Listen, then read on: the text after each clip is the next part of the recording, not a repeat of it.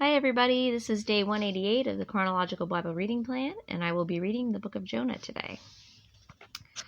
The word of the Lord came to Jonah, the son of Amittai, saying, Arise, go to Nineveh, the great city, and cry against it, for their wickedness has come up before me. But Jonah rose up to flee to Tarshish from the presence of the Lord. So he went down to Joppa, found a ship which was going to Tarshish, paid the fare, and went down into it to go with them to Tarshish from the presence of the Lord.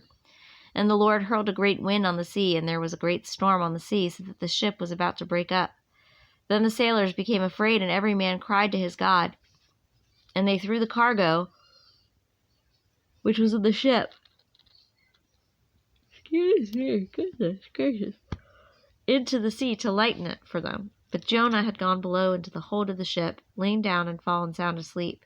So the captain approached him and said, How is it that you are sleeping? Get up, call on your God.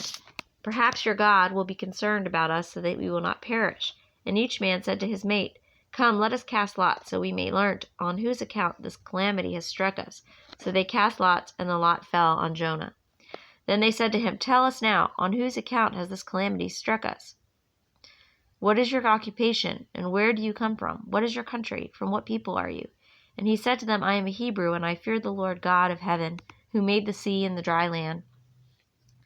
Then the men became extremely frightened, and they said to him, How could you do this? For the men knew that he was fleeing from the presence of the Lord, because he had told them. So they said to him, What should we do to you, that the sea may become calm for us? For the sea was becoming increasingly stormy. And he said to them, Pick me up, and throw me into the sea. Then the sea will become calm for you, for I know that on account of me this great storm has come upon you. However, the men rowed desperately to return to land, but they could not, for the sea was becoming even stormier against them. Then they called on the Lord and said, We earnestly pray, O Lord, do not let us perish on account of this man's life, and do not put innocent blood on us. For thou, O Lord, hast done as thou hast pleased. So they picked up Jonah, threw him into the sea, and the sea stopped its raging.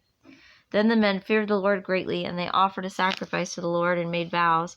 And the Lord appointed a great fish to swallow Jonah, and Jonah was in the stomach of the fish 3 days and 3 nights.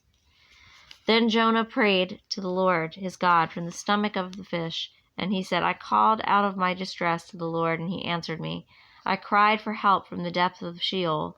Thou didst hear my voice, for thou hadst cast me into the deep, into the heart of the seas, and the current engulfed me, and thy breakers and billows passed over me. So I said, I have been expelled from thy sight. Nevertheless, I will look again toward thy holy temple. Water encompassed me to the point of death. The great deep engulfed me. Weeds were wrapped around my head. I descended to the roots of the mountains. The earth with its bars was around me forever. But thou hast brought up my life from the pit of the Lord my God. While I was fainting away, I remembered the Lord, and my prayer came to thee, into thy holy temple.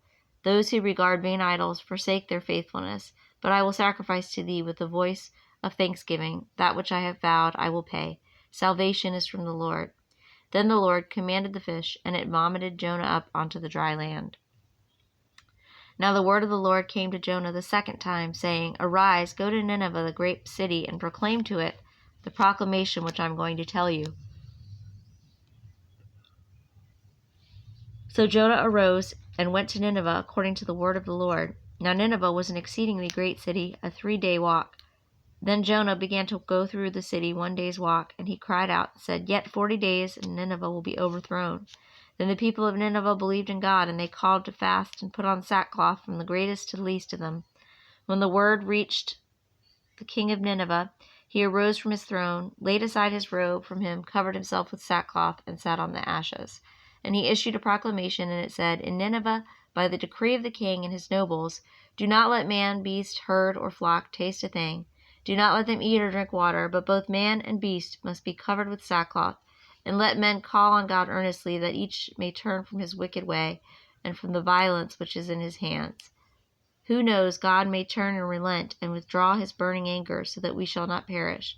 When God saw their deeds, that they turned from their wicked way, then God relented concerning the calamity which he had declared he would bring upon them, and he did not do it. But it greatly displeased Jonah, and he became angry. And he prayed to the Lord and said, Please, Lord, was not this what I said while I was still in my own country?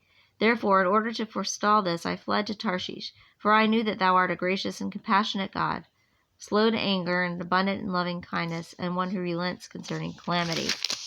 Therefore now, O Lord, please take my life from me, for death is better to me than life.